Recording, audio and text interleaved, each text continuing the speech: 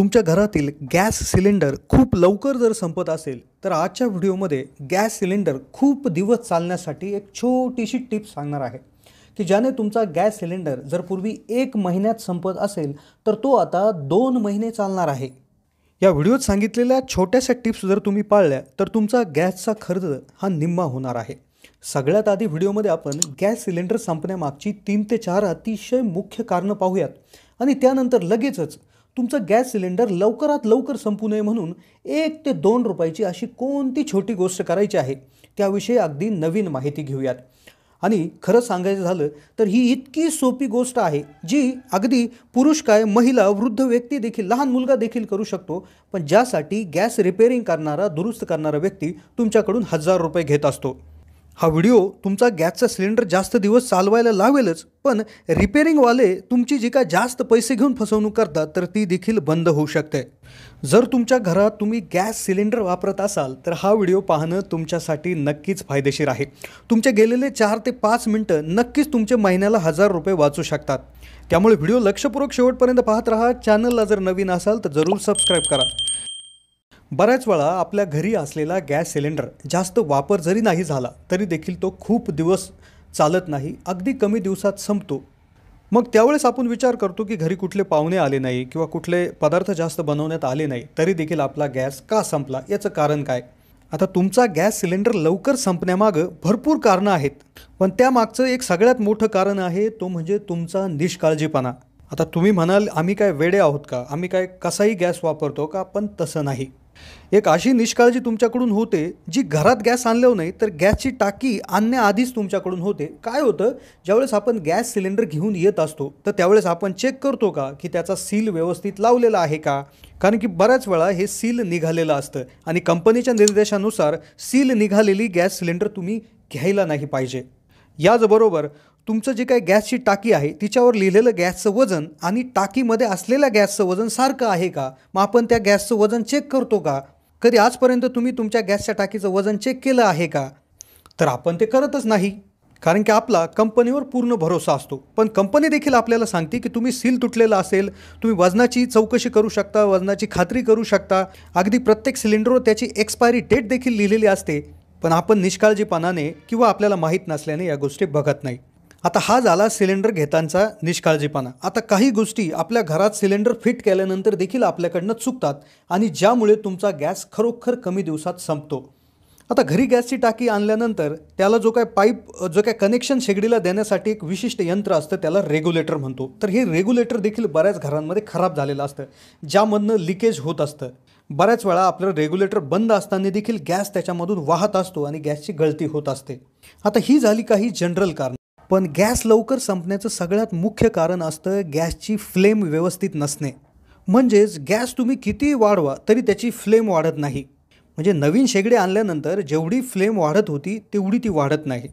यामुळे होतं काय की जो काय भाजी करण्यासाठी लागणारा वेळ वाढतो तितका जास्त वेळ गॅस चालू ठेवावा लागतो। मग हे कशामुळे होतं तर गॅसमध्ये कचरा अडकतो। शेगडीच्या विविध पार्टमध्ये कचरा अडकत असतो। आता हा कचरा काढण्यासाठी तुम्हाला मेकॅनिक बोलवायची गरज नाही, दुरुस्तीवाला व्यक्ती बोलवायची गरज नाही, कारण की ही जी काय रिपेअरिंग आहे किंवा ही करणं अतिशय सोपं आहे। 1 ते 2 रुपयाच्या खर्चात तुम्ही घरच्या घरी ही गोष्ट करू शकता आणि ज्यासाठी कदाचित तुम्ही हजारो रुपये मोजले देखील असतील। आता गॅसची फ्लेम सुरळीत करण्यासाठी तुम्हाला काही गोष्टी करायच्या आहेत। तर सगळ्यात आधी तुम्हाला काय करायचं आहे, जो काय तुमचा जी काय गॅसची शेगडी आहे तर सगळ्यात आधी तुमचं रेग्युलेटर गॅसचं बंद करायचं आहे। त्यानंतर तुमची शेगडी घ्यायची आहे। व्हिडिओमध्ये तुम्ही पाहता तर शेगडीच्या वरती जो तुमचा जी बर्नर कॅप आहे, जिला असं जाळीदार जी कॅप असते तर ती कॅप त्या ठिकाणी घ्यायची आहे।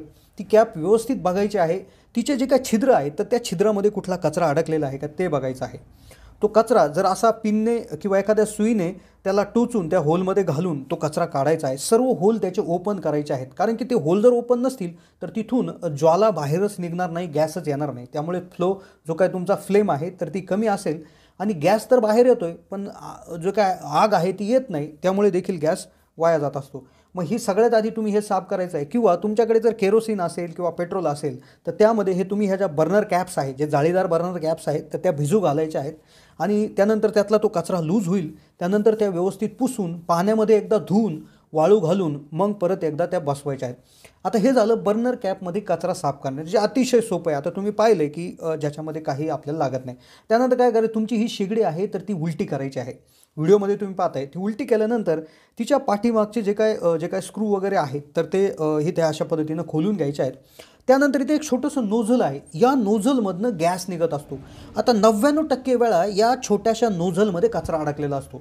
ह्या नोझलचं काम काय आहे, या नोझलमधून गॅस येतो आणि तिथे ऑक्सिजन मिक्स होऊन तो ऑक्सिजन आणि LPG गॅस दोन्ही बर्नरमध्ये जात असतात.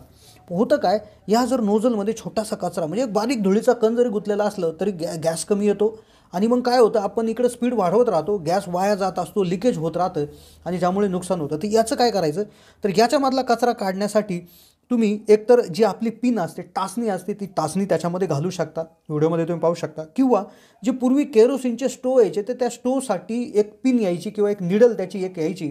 तर त्या स्टोवची पिन जी आहे तर त्या पिन भेटतात 10 रुपयाला 3, कुठल्याही छोट्याशा दुकानात भेटतील, त्या घेऊन येऊ शकता. त्या पिनीने तुम्ही याच्यामध्ये असं घुसवू शकता. किंवा आपली जी काय आपलं जे काय इंजेक्शन घेतो त्या इंजेक्शनची निडल आहे तर ती निडल देखील वाकून तुम्ही याच्यामध्ये घालू शकता. अगदी तात्काळ त्याच्यामधला जो कचरा आहे तो कचरा निघून जातो आणि आरामात तुमची जी काय फ्लेम आहे तर ती फ्लेम अगदी जोरदार चालायला लागते. आणि जशी जशी तुमची फ्लेम चालायला लागते तसं तसं तुमचं जी काय भाजी आहे ती लवकर शिजायला सुरुवात होते. जास्त वेळ गॅस चालवावं लागत नाही, गॅसची गळती होत नाही. या व्यतिरिक्त तुम्ही व्हिडिओमध्ये दाखवल्याप्रमाणे एक छोटीशी मेणबत्ती घेऊन देखील तुमचा जे काही गॅसचा आहे तो लिकेज देखील चेक करू शकता. कुठे कुठे लिकेज आहे, जिथं बटन फिरवतो तिथे आहे का, खालून आहे का, अशा पद्धतीनं देखील चेक करू शकता. पण लिकेज चेक करण्यासाठी शक्यतो तुम्ही जो गॅस रिपेअरिंग करणारा व्यक्ती आहे त्यालाच बोलवावं. या व्यतिरिक्त गॅस तुमचा जास्त दिवस चालण्यासाठी अजून एक काळजी याच्यामध्ये तुम्ही अशी घेऊ शकता की ती म्हणजे काय, की तुमचा जो बर्नर आहे, बर्नर आणि भांडं ह्या दोन्हीमधलं जे काय अंतर आहे ते कमी करू शकता. आता तुमचा बर्नर ज्याच्यामधून ज्वाला निघतात आणि जे काय भांडं तर त्याच्यामध्ये एक फ्रेम बसवलेली असते. तर ते फ्रेम जर उंच असेल तर त्या उंच फ्रेममुळे जे काय भांडं आहे ज्यामध्ये भाजी किंवा काय शिजत आहे आणि खाली फ्लेम यांच्यामध्ये याच्यामध्ये अंतर होऊन जातं आणि त्यामुळे कदाचित जी उष्णता पटकन पोचायला पाहिजे ती पोचली जात नाही. त्यामुळे ती भाजी किंवा जे काय पदार्थ शिजायला वेळ लागतो, गॅस वाया जातो, असं देखील निदर्शनास आलेलं आहे. या व्यतिरिक्त अशी याच्यामध्ये काही चेतावणी दिली जाते की शक्यतो तुम्ही जी काय भाजी आहे तर ती सुरुवातीला एक 2-5 मिनटं अगदी फुल गॅसवर करून त्याच्यावर झाकण ठेवूनच शिजवायला पाहिजे. प्रेशर कुकरचा जास्तीत जास्त वापर करायला पाहिजे, कारण की प्रेशर कुकरमध्ये उष्णतेबरोबर प्रेशरचंही काम होऊन अगदी भाज्या जो काय पदार्थ आहे तो लवकर शिजला जातो आणि ज्यामधून देखील गॅसची बचत होऊ शकते. तर ही होती मित्रांनो माहिती. कशी वाटली माहिती कमेंटच्या माध्यमातून कळवा. चॅनलला नवीन असाल तर जरूर सबस्क्राईब करा.